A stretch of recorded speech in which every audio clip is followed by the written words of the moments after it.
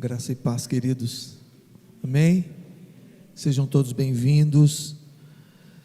Esse é um tempo especial para nós, tempo que nós compartilhamos a palavra, depois de podermos expressar a nossa gratidão ao Senhor, não só pelo que Ele faz por nós, mas por quem Ele é. E tantos são os feitos do Senhor. Essa semana compartilhávamos sobre isso. Poderíamos ficar horas, dias, meses compartilhando o que Deus tem feito em nossas vidas, tem sido para nós. No domingo próximo passado, compartilhamos um pouco sobre a saída do povo do Egito e a maneira como Deus os conduziu, e vimos naquela saída um Deus que provê todas as coisas, um Deus que protege o seu povo, um Deus que dá ao seu povo o que esse povo necessita no tempo em que está vivendo. Mas eu gostaria nesta noite de compartilhar com vocês um outro momento daquele povo, chamado povo de Deus, povo de Israel. Abra sua Bíblia, por gentileza, no livro de Samuel, o primeiro livro de Samuel, capítulo 7. A Silvia não sabia que eu ia pregar nesse texto. Aliás, eu compartilhei um pouco dessa palavra durante a semana com algumas pessoas.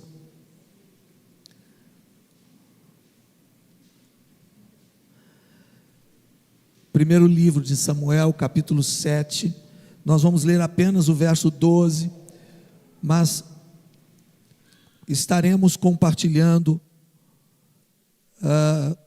dentro desse texto mais amplo dos capítulos anteriores, sobretudo o capítulo 6 e o capítulo 7 de 1 Samuel. Vamos ficar em pé mais uma vez, por gentileza.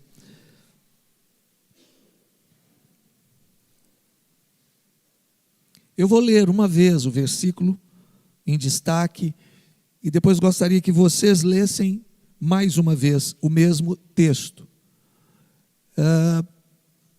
Vamos acompanhar a tradução, vamos acompanhar a projeção, porque aí fica uniformizado. Tomou então Samuel uma pedra e a pôs entre Mispa e Sem, e lhe chamou Ebenezer e disse: até aqui nos ajudou o Senhor. Vamos repetir? Tomou então Samuel uma pedra e a pôs entre Mispa e Sem, e lhe chamou Ebenezer e disse: até aqui nos ajudou o Senhor. Ore mais uma vez.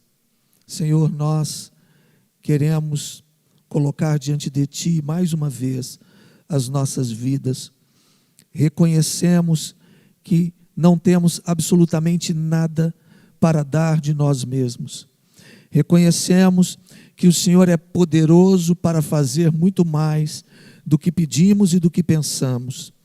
Por isso, Senhor, ao compartilharmos a Tua palavra, que o Teu Espírito haja livremente em cada coração, que o Senhor possa encontrar em cada coração uma boa terra para as Tuas preciosas sementes, que o Teu nome seja glorificado, que as nossas vidas possam se render à Tua voz.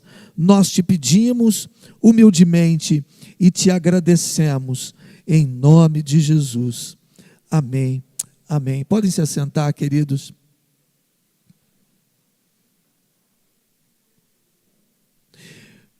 Voltemos um pouco na história. Quando o povo entrou na terra prometida, terra que Deus havia prometido a eles, eles precisariam conquistar a terra. Deus estava cumprindo a sua promessa, dando ao seu povo uma terra, como havia prometido. Uma terra que manava leite e mel, uma terra abençoada por ele, mas naquela terra haviam inimigos, haviam outros deuses. E a ordem expressa de Deus ao seu povo é que tomasse posse da terra. E efetivamente, como eles não tinham um exército para tomar posse da terra, eles dependeriam em todo o tempo, assim como fora na travessia, no deserto, eles continuariam dependendo de Deus. E nós vemos isso na tomada de Jericó, nós vemos isso contra os vários adversários, vários inimigos que se opuseram a eles naquela terra. Mas foi um período complicado depois de Josué. O período dos juízes foi um dos períodos mais terríveis do povo, porque afinal de contas, eles estavam se afastando de Deus, a ponto do texto sagrado nos dizer que cada um fazia o que bem lhe parecia. E eles foram se perdendo. E na medida em que cresceram dentro da terra, eles foram sendo influenciados pelos povos à sua volta e foram se afastando de Deus. Aqui, nesse contexto, a porta tinha sido aberta para os deuses estranhos, os Baalins, Astarotes.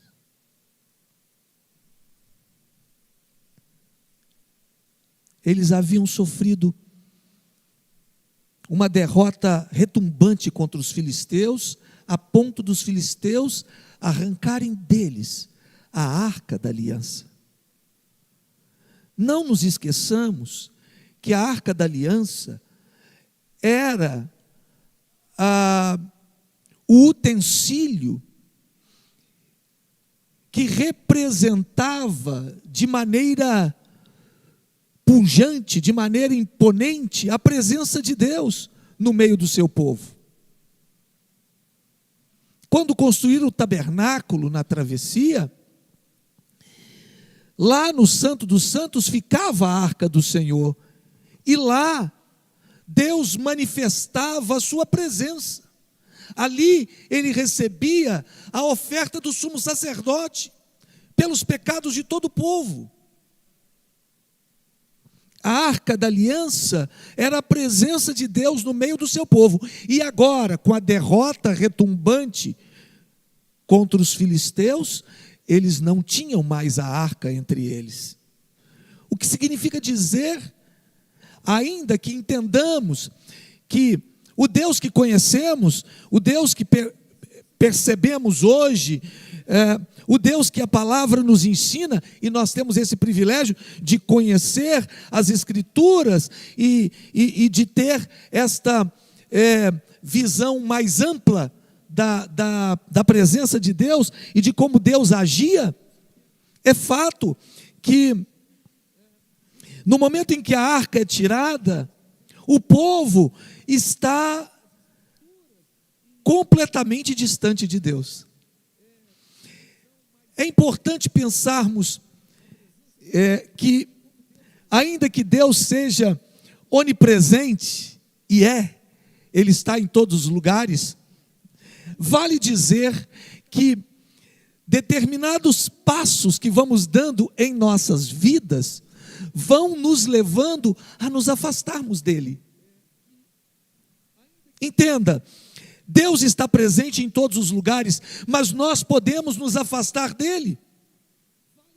Na medida em que nós damos passos, à medida em que vamos fazendo escolhas ruins para nós, à medida em que vamos fazendo escolhas que se opõem àquilo que Deus nos fala. Hoje pela manhã, muito brilhantemente, o pastor Elezu nos conduziu. Foi um tempo tão gostoso aqui de compartilharmos a palavra de Deus, e ele falava sobre esse importante princípio que nós encontramos em Deus, na medida em que nós nos voltamos para Ele. Deus requer de nós obediência, muito mais do que sacrifícios. Enfatizava o pastor Elezu nessa manhã: Deus não está interessado em sacrifícios se não há obediência. E isso Ele deixou claro ao seu povo no passado. É óbvio que os sacrifícios todos que foram feitos até Jesus apontavam para Jesus, e o sacrifício já foi feito. Não precisam haver outros sacrifícios, não precisamos sacrificar absolutamente nada, não precisamos fazer penitências, não precisamos dilacerar os nossos corpos com lancetas, subir escadarias ou qualquer coisa desta ordem para atrairmos a atenção de Deus, se não obedecermos a Ele. Temos um coração obediente, um coração que se inclina, mas o povo de Deus, nesse momento, nesse período, eles estavam distantes de Deus, perdidos. Sim, deixa eu lhes dizer de maneira clara, objetiva: quem está longe de Deus está perdido. Quem se afasta de Deus está perdido. Perdido em todos os aspectos. Perdido inclusive eternamente, se em algum momento não se volta para Ele. Então assim estão os filhos de Israel. Eles precisam de um avivamento espiritual. Eles precisam de algumas ações. Sabe, quando nós terminamos um ano, aí nós ficamos refletindo sobre a nossa vida. Eu não sei quanto a você, mas eu faço isso. Eu fico pensando: puxa, eu não fiz isso, eu devia ter feito. Lá no início do ano eu falei que eu ia fazer isso, eu falei que eu ia ser melhor, eu falei que eu ia orar mais, eu falei que eu ia ler mais a Bíblia, eu falei que eu ia comungar mais com os meus irmãos, eu falei que eu ia assistir mais os necessitados, eu falei tantas coisas, e muitas vezes nós pensamos ou perpassa nos nossos corações que pecado é apenas aquilo que nós fazemos de errado. Entenda, quando nós deixamos de fazer algo que Deus quer que nós façamos, isso é pecado, porque pecado é errar o alvo.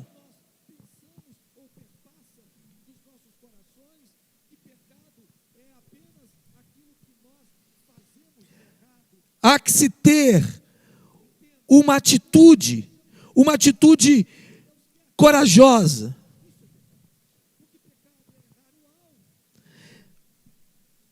Samuel vai chamar a atenção do povo para algumas atitudes que eu gostaria de compartilhar com vocês nessa noite. Apenas duas. Uma atitude de arrependimento. Olha o que Deus vai nos dizer em 1 Samuel 7,3. Falou Samuel a toda a casa de Israel, dizendo: se é de todo o vosso coração que voltais ao Senhor, tirai dentre vós os deuses estranhos e os astarotes, e preparai o coração ao Senhor, e servi a Ele só, e Ele vos livrará das mãos dos filisteus. Se voltar para o Senhor. O que significa se voltar ao Senhor? Se não se dirigir a Deus, reconhecendo quem Ele é. Se voltar a Deus de todo o coração, com sinceridade, porque Deus vê o coração. Deus vê o meu coração. Deus vê o seu coração. Olhe para o seu coração nesse exato momento. Talvez você diga: eu não adoro a deuses outros. Eu não tenho imagens de escultura. Eu não me dobro diante destas imagens, destes quadros de deuses feitos por mãos humanas. É verdade que os deuses criados pelos homens falam muito sobre o vazio que esses homens têm em seus corações. Não por acaso existem mais deuses para adorar no mundo do que gente para adorá-los. Feitos de barro, de metal, de pedras, de todo tipo de pedrarias. Têm boca, mas não falam. Têm olhos, mas não veem. Têm ouvidos, mas não ouvem. Têm pés, mas não podem se deslocar para canto nenhum.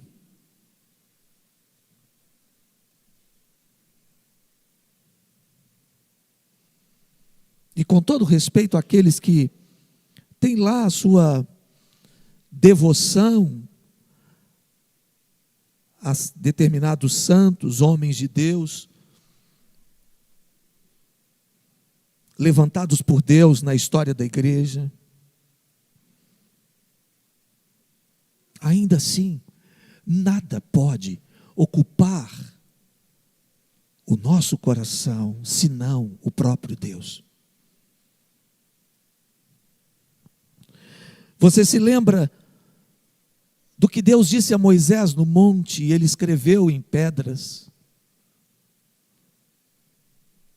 Nós chamamos de mandamentos. Não terás outros deuses diante de mim. Não farás para ti imagens de escultura. Não tomarás o nome do teu Deus em vão. Deus deixou claro durante a história do seu povo que não dividirá a sua glória com ninguém. Então, se voltar para Deus, tem que ser de todo o coração mesmo, porque Deus conhece o seu coração.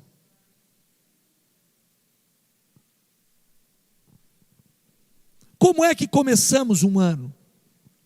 Ou como atravessamos um ano, ou como terminamos um ano, não importa o período, precisamos ir com o Senhor. E aqui, propositadamente, faço uma crítica geral e entenda bem o que eu vou dizer. Não se trata de começar com esse ou com aquele pé, nem com os dois. Se trata de depender de Deus. Se trata de ter o Senhor como Senhor de sua vida. Se trata de ter o dono, aquele que manda, aquele que diz o que eu tenho que fazer. Aquele que diz como eu vou andar, como eu vou falar, como eu vou me portar. Não se trata de um sistema religioso, não se trata de uma denominação, não se trata de ser movido por homens, por sacerdotes, por religiosos, mas pelo próprio Deus. Deus quer dirigir o seu povo. Deus quer conduzir a vida daqueles que se dobraram a Ele, que o reconheceram como Senhor de suas vidas. Quando nós aceitamos a Cristo, nós reconhecemos a obra de Deus através de Cristo por nós. E então abrimos a porta do nosso coração e dizemos a Ele: o Senhor reina sobre nós. Abrimos a porta da nossa casa para Deus. E com isso dizemos: Senhor, governa sobre nós. É o Senhor quem manda nessa casa. É o Senhor quem governa sobre nós. Portanto, nesta casa, nesse coração, não pode haver espaço para outros deuses. Cuidado com os outros deuses.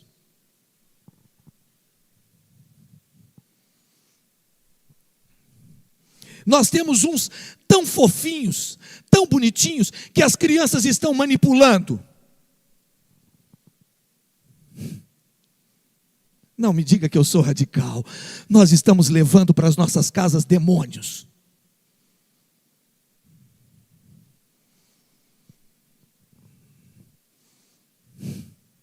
Há um aí agora que se parece muito com um demônio sírio. Ele tem os dentes para fora, os olhos esbugalhados, mas ele é tão bonitinho. Ele é tão fofinho. Eu nem sei o nome dele. É, esse. Abrimos as portas das nossas casas, quando nós ligamos as nossas TVs e deixamos entrar todo tipo de lixo.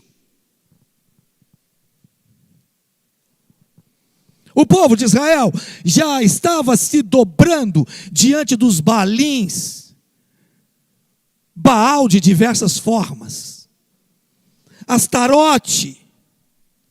E sabe o que aconteceu? Abriram a porta para esses deuses e se afastaram do seu Deus. Essas coisas acontecem de maneira sutil, não é de um dia para a noite. Vamos fazendo escolhas, vamos dando passos pequenos. Vamos abrindo portas, vamos criando muralhas, vamos nos afastando, vamos nos esfriando. Em algum momento tanto faz orar, tanto faz ler a Bíblia, e vamos entrando em ciclos intermináveis, ciclos perigosos. O homem de Deus está dizendo: tirem do meio de vocês os deuses estranhos. Não é Deus quem faz isso, somos nós. Deus manda fazer. Existem coisas que Deus faz, mas existem coisas que Deus nos manda fazer. Deus está dizendo nessa noite: não há espaço no seu coração para outros deuses. Não há espaço na sua vida e no seu lar para outros deuses. E não importa o que você diga, não importa as frases positivas que você use, não importa as frases de efeito que você use, não importa se você está seguindo o guru A ou o coaching B. Saiba de uma coisa: se você está afastado de Deus, você está em rota de colisão com Ele. Se você não percebe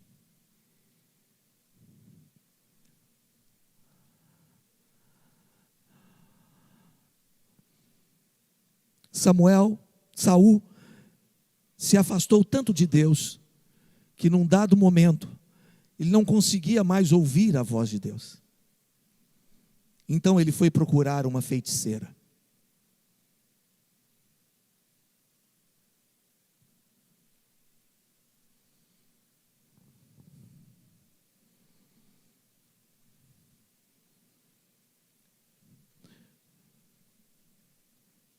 Você precisa, eu preciso de Deus.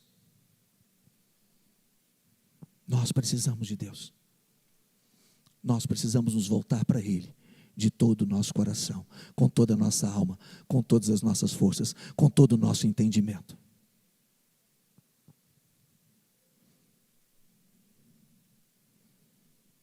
Tem muitas pessoas que dizem assim: Deus é amor, não importa o que eu faça, Deus é amor. É uma verdade, Deus é amor. E é porque Ele ama que Ele vai corrigir você.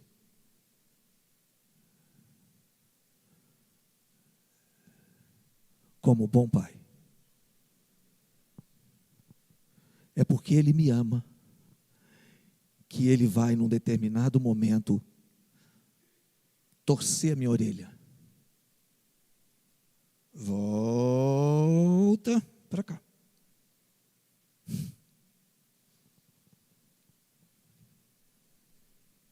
Nós poderíamos conversar a noite inteira sobre esses momentos em que nós nos afastamos de Deus e nós sabemos o que acontece conosco quando nós nos afastamos. Eu não estou aqui com discurso de terrorismo espiritual, eu não creio nisso. Eu não creio nisso. Eu estou falando de amor. Quem ama, corrige. Quem ama, cuida. Quem ama, está ali. Hoje pela manhã falávamos, que coisa extraordinária é essa? Do Deus Todo-Poderoso, Criador dos céus e da terra, do único Deus verdadeiro, não há outro. Que coisa extraordinária é essa? Que ação gigantesca de um Deus tão poderoso se encarnar, entrar em um homem e ser gente como a gente, porque nos ama, porque quer dizer com todas as letras que nos ama. Que coisa extraordinária. Eu oro para que o seu coração se abra a essa verdade. Eu oro para que se descortine para você a grandiosidade da obra de Cristo, do amor de Deus, para além de religião,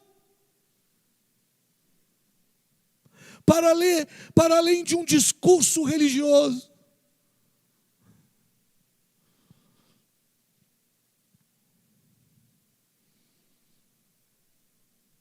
E o que nos diz o verso 4?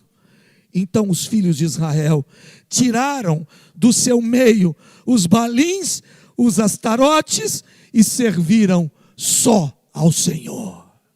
Aí sim estou voltando à essência da adoração.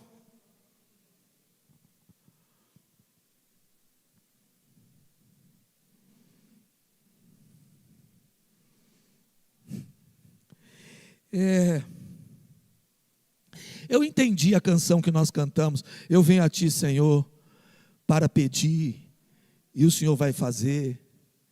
Eu entendi, eu cantei também. Mas nós precisamos parar de pedir e precisamos confessar. Confessar pecados e nos arrependermos. Porque é sempre o outro que tem problema. É sempre o outro que está frio espiritualmente. É sempre o outro que não está como deveria estar diante de Deus. E nós nos esquecemos de olhar para dentro de nós. Deus está dizendo para mim e para você nesta noite: voltemo-nos a Ele. Abramos o nosso coração e nos derramemos diante dEle de todo o coração.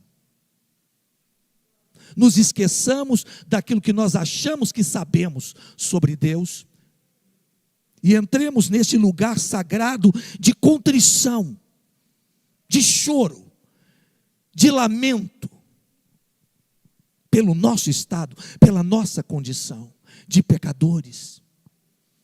E mais, confessemos a Deus os pecados da nossa nação.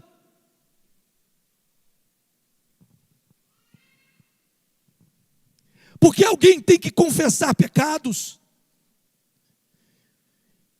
E quem confessará os pecados de uma nação, senão o povo de Deus? Eu não estou falando de igreja, eu estou falando daqueles que realmente reconhecem o senhorio do Senhor sobre suas vidas. Você entende isso? Nós precisamos clamar a Deus, confessar os pecados da nossa nação. Hoje pela manhã, Rogério estava citando sobre isso, e nós nos lembramos de Jó.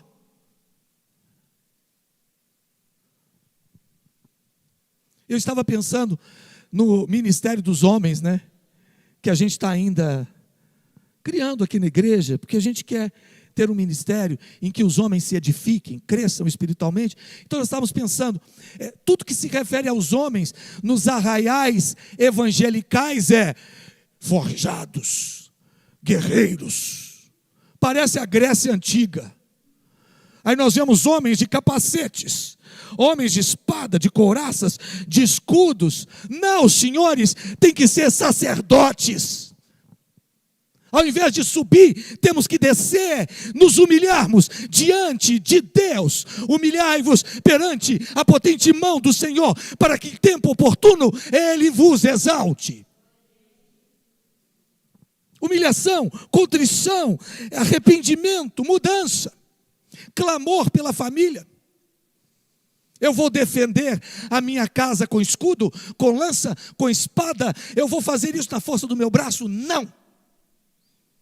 Não. Eu faço isso me humilhando diante de Deus e servindo a eles, sendo servo deles, cuidando deles. É isso que Deus quer dos homens. Homens corajosos são sacerdotes que se dobram diante de Deus. As nossas armas não são carnais, as nossas armas são espirituais. Então, se eu quero ser um homem forte, se eu quero cumprir o papel de Deus na vida do meu lar, então que eu ore mais, que eu me arrependa mais, que eu me humilhe mais diante de Deus, que eu busque mais a face do Senhor, que eu aprenda mais de Deus, que eu esqueça o que eu acho que sei.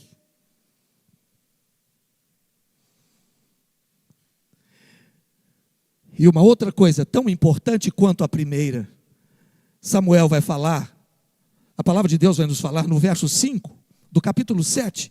Disse mais Samuel: congregai todo Israel em Mispa, e orarei por vós ao Senhor. Meus irmãos, o que significa esse imperativo? Alguém pode me dizer o que significa congregar?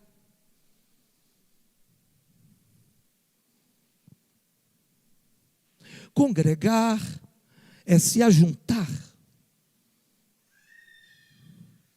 diante de Deus. Não se trata de um ato religioso.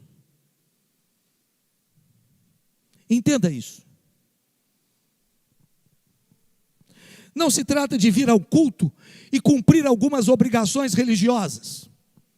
Eu canto, eu oro, eu escuto, eu cumprimento as pessoas sorridentemente, eu trago uma oferta e está tudo certo. Amanhã eu posso continuar a minha vida de pecado. Amanhã eu posso continuar do mesmo jeito. E assim eu vou durante todo o ano, desse jeito, de mau jeito. E eu quero ser abençoado por Deus. E eu quero desfrutar do melhor de Deus. E eu acredito nisso. Eu não estou dizendo que Deus vai nos abençoar, porque nós nos esforçamos muito. Deus vai nos abençoar. Deus pode nos abençoar. Mas nós podemos complicar as coisas. Aliás, nesse exato momento, tem muita gente colocando na conta de Deus o que é o resultado de consequência natural das suas ações. Por exemplo, se eu não administro bem os recursos que eu tenho, eu não posso colocar a culpa em Deus de que Deus não me abençoa financeiramente. Porque se eu não cuido bem das finanças no pouco, como que eu vou cuidar das grandes finanças? Se é que eu vou tê-las.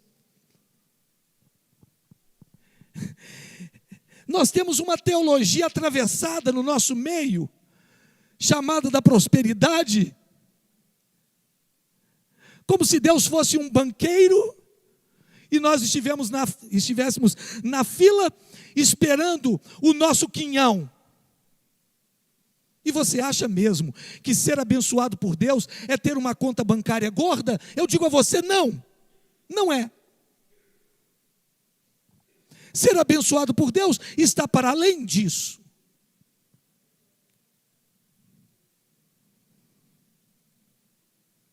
Puxa, mas eu achei que essa igreja, ela falava um pouco mais sobre isso. Não, não é essa igreja, essa aqui não. Existem muitas outras por aí, que falam sobre a prosperidade, da maneira que muitos querem ouvir. Mas a questão é, o que a palavra diz? Nós estamos diante de um memorial. Esse memorial aponta para uma pessoa, a pessoa mais importante de todos os tempos, de todas as eras, em todos os lugares. Ele teve uma vida próspera, sim ou não? Eu estou falando de Jesus. Ele teve ou não uma vida próspera? Alguém pode me responder? Ele teve uma vida próspera? Vocês estão com dificuldade de dizer, ele teve ou não? Pode dizer não também. Como foi a vida dele?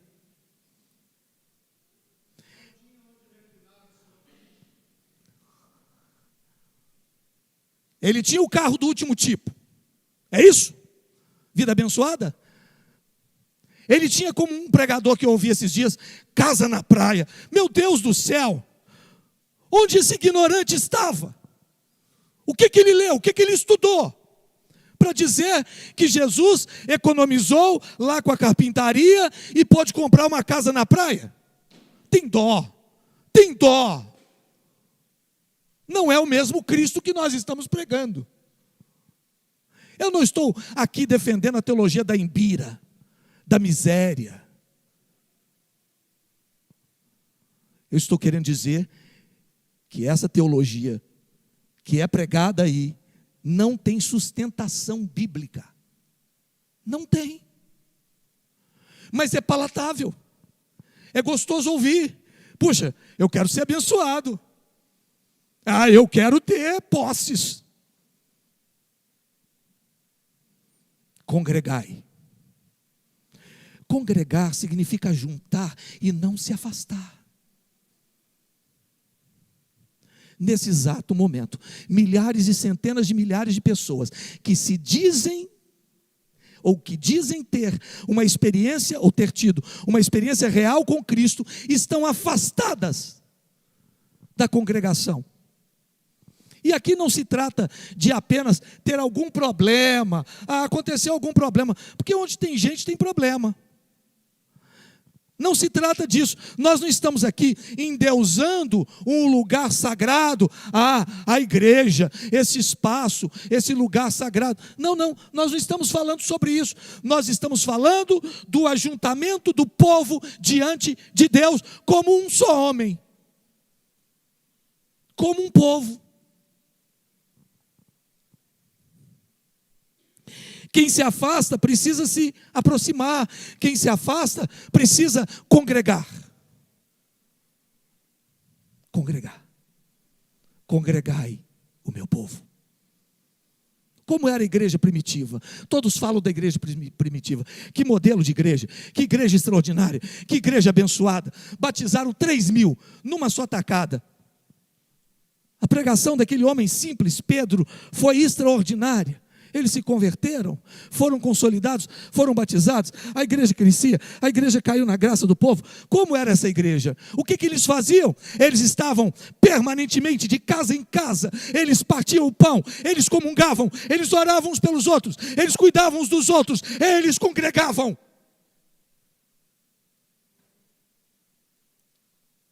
Você quer adorar sozinho? Você acha que sozinho é a igreja de Cristo? Sozinho você não é a igreja de Cristo.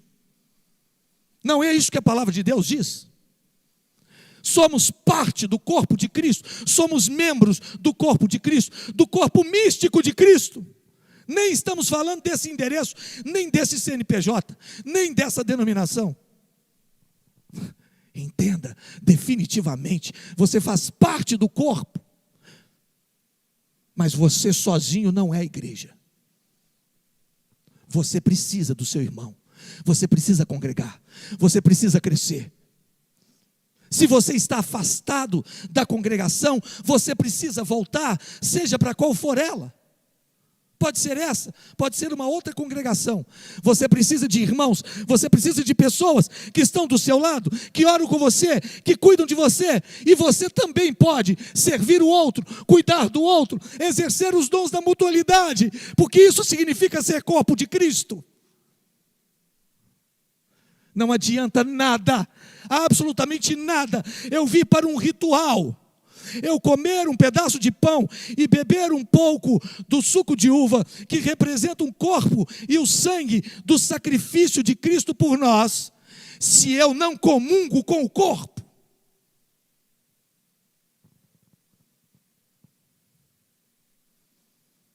Eu posso continuar cumprindo o rito religioso, mas eu não estou vivendo na plenitude do Espírito.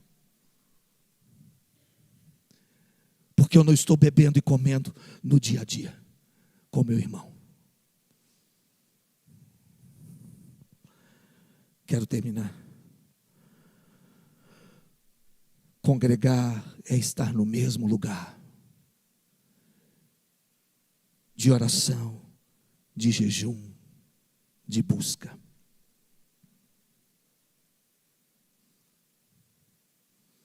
João Batista apareceu no deserto, pregando o batismo de arrependimento para a remissão de pecados. O povo de Deus aqui, nesse contexto de Samuel, disse: pecamos contra o Senhor. Então Samuel, como homem de Deus, estabeleceu o juízo sobre o povo. Quando nós lemos o verso 12, nós vemos a palavra que Samuel traz, mas essa palavra não é uma frase de efeito. A palavra que nós lemos no início, Ebenezer. Ebenezer quer dizer pedra de ajuda. Samuel tomou uma pedra e colocou naquele lugar e declarou: até aqui nos ajudou o Senhor. Sabe por quê? Porque o Deus que você adora não abre mão de você. O Deus Todo-Poderoso está pronto para nos abençoar na medida em que nós compreendemos que precisamos reconsiderar. Sabe o que aconteceu a partir dali? A partir do arrependimento, da confissão de pecados, da mudança de vida, a partir daquele momento em que eles se ajuntam num só lugar e obedecem aquilo que Deus havia dito a eles, Deus começa a restituir as cidades que eles perderam para os filisteus. E Deus vai além. Deus dá outras terras que eles ainda não tinham. Deus quer nos abençoar. Não significa necessariamente nos dar propriedades, nos dar terras, nos dar bens materiais, mas Ele quer nos abençoar. E a maior bênção que Deus pode nos dar é a sua companhia. Eu gosto E ontem eu disse isso lá no aniversário do Gabriel. Eu gosto de pensar no Salmo 23 como: o Senhor é o meu pastor e Ele não me faltará. Porque se Ele não falta, nada falta. Se eu tenho Jesus, eu tenho tudo. Porque Jesus é suficiente. O texto sagrado, nesse período, termina dizendo que o homem de Deus teve liberdade no meio do povo de Deus e que a arca voltou. Depois dos 7 meses que ficou fora, ela voltou. E mesmo que por 20 anos tenha ficado lá com Aminadab, eles entenderam. Deus estava no meio do seu povo. Deus os ajudara a vencer os inimigos. Deus trouxe você aqui nessa noite para te abençoar, não para te condenar. Ele quer nos abençoar. Ele quer que o nosso coração se volte para Ele. Ele quer limpar da nossa vida tudo aquilo que não glorifica. Ele quer retirar da nossa vida todos os falsos deuses.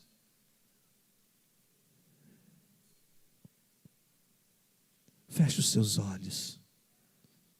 Eu quero orar por você, de uma maneira muito especial nessa noite. Eu quero orar por você. Eu oro por mim. Como nós precisamos de Deus. Você compreende? Você precisa dele. Eu preciso de Deus. Não se trata de ter uma religião. Se trata de ter um Deus. O Deus Todo-Poderoso. Se trata de nos rendermos àquele que deu tudo por nós.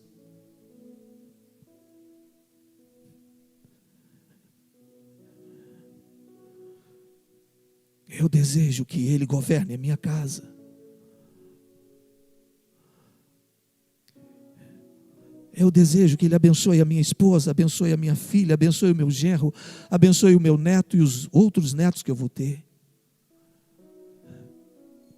Eu desejo que Ele abençoe a sua vida, a sua casa. Eu oro por isso.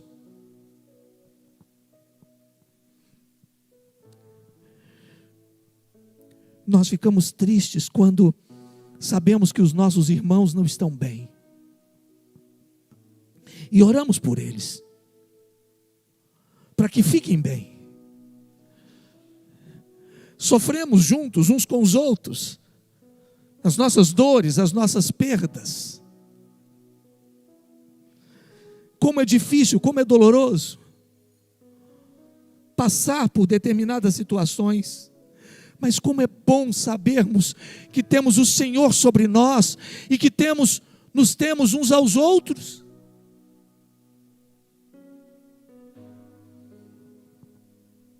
Há uma via de mão dupla aí.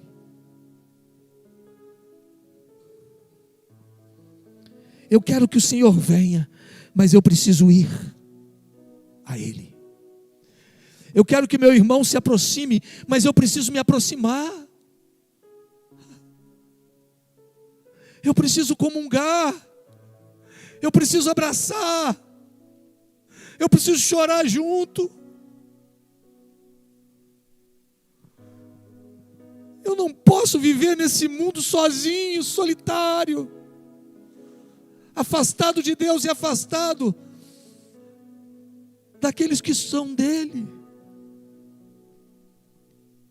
Precisamos. E é nessa perspectiva que eu quero orar por você e pedir a Deus que Ele derrame na sua vida um avivamento.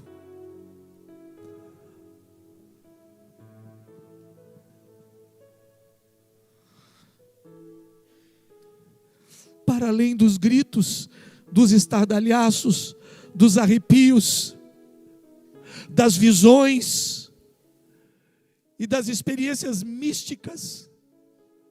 Para além de tudo isso,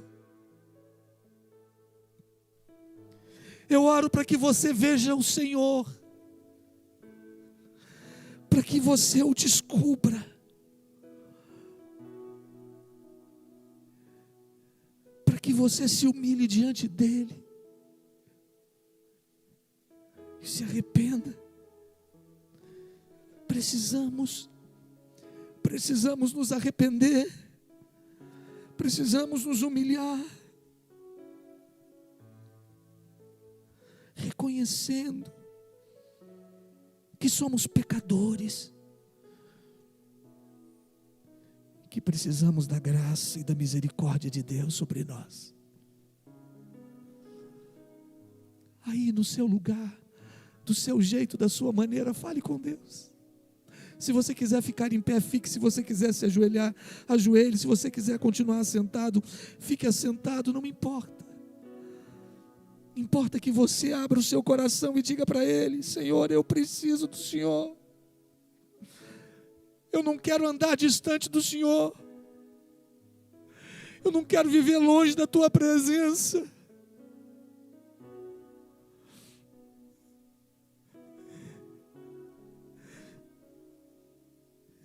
Eu não quero me afastar dos meus irmãos. Porque assim como eles, eu também preciso do Senhor.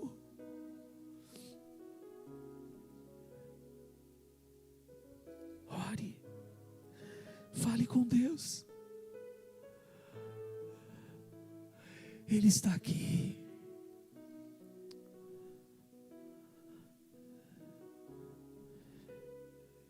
Ele está aqui. Cremos que Ele está aqui.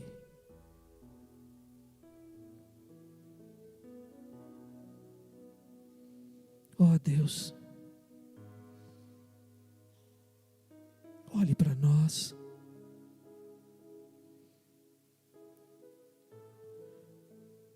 Precisamos do Senhor.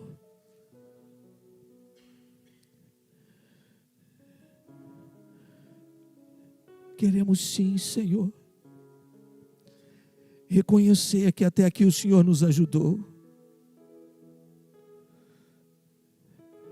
Reconhecer que o Senhor colocou em nossas vidas e nos nossos lares a pedra de esquina.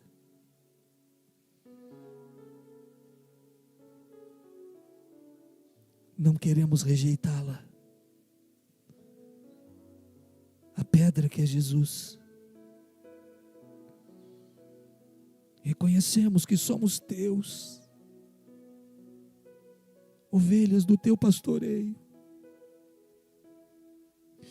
Olhe para nós, Senhor.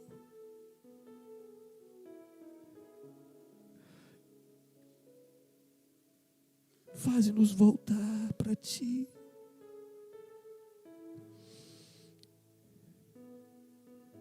Nos arrependermos, confessarmos, nos humilharmos diante de Ti. Deus, traga um avivamento de rendição ao Senhor, um avivamento de obediência ao Senhor,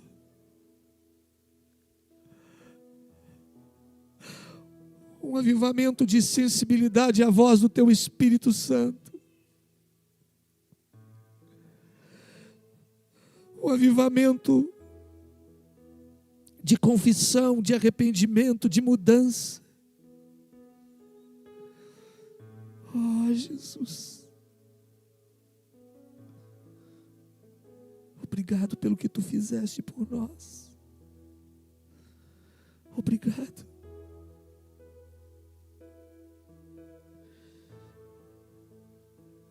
Que cada um dos meus irmãos perceba, pelo Teu Espírito, Senhor, a grandiosidade da obra de Cristo.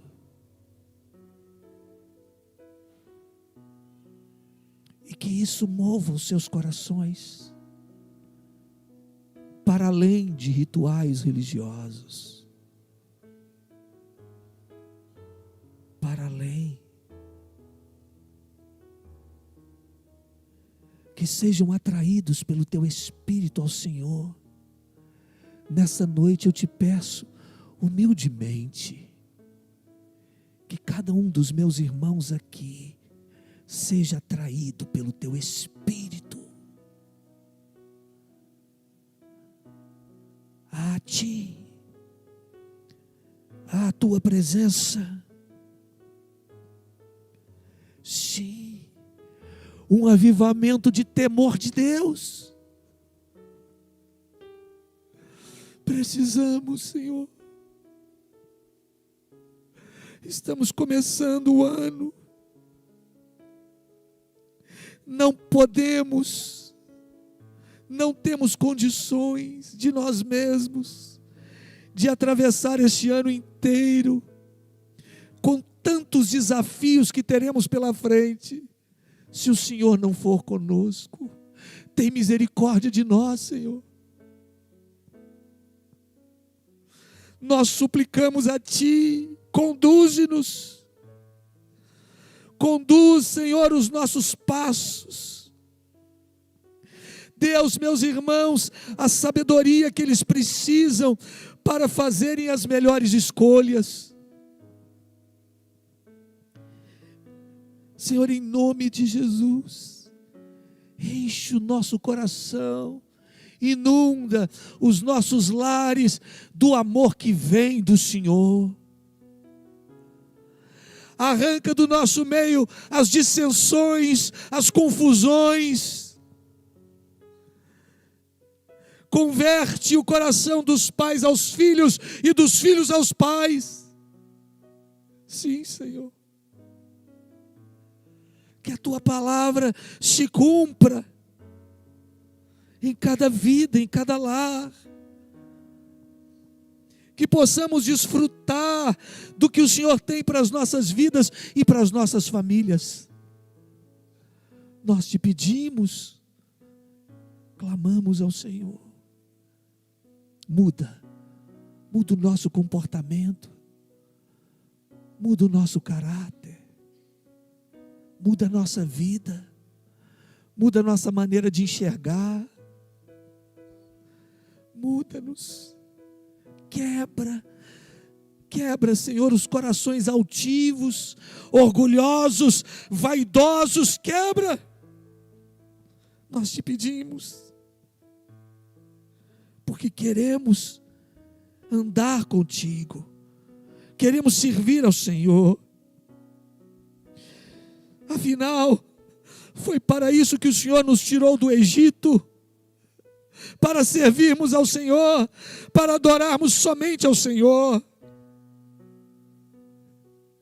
Que os meus irmãos aqui presentes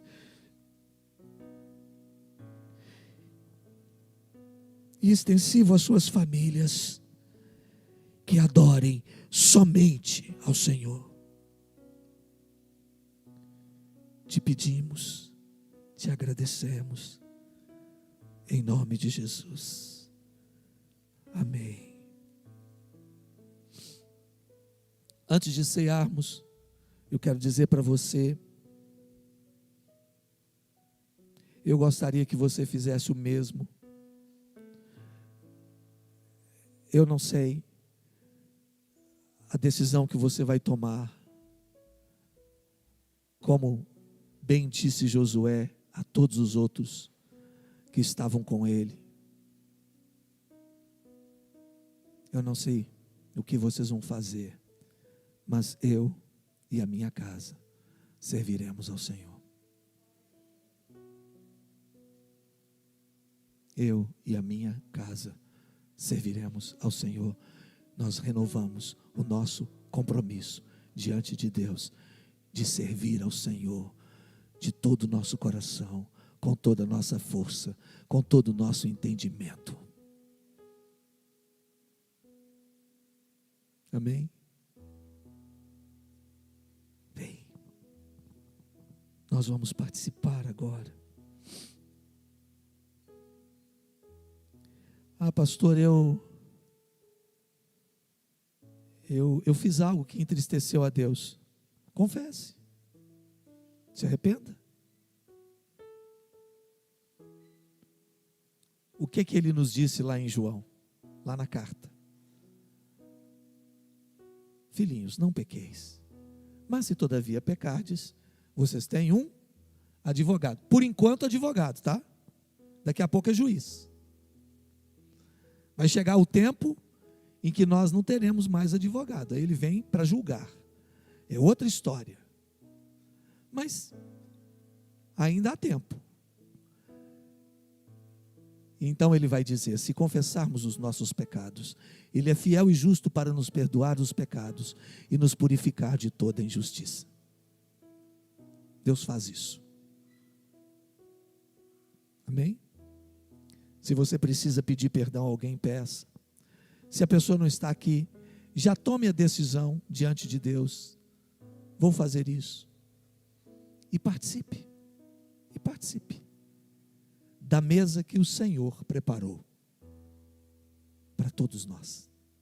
Amém?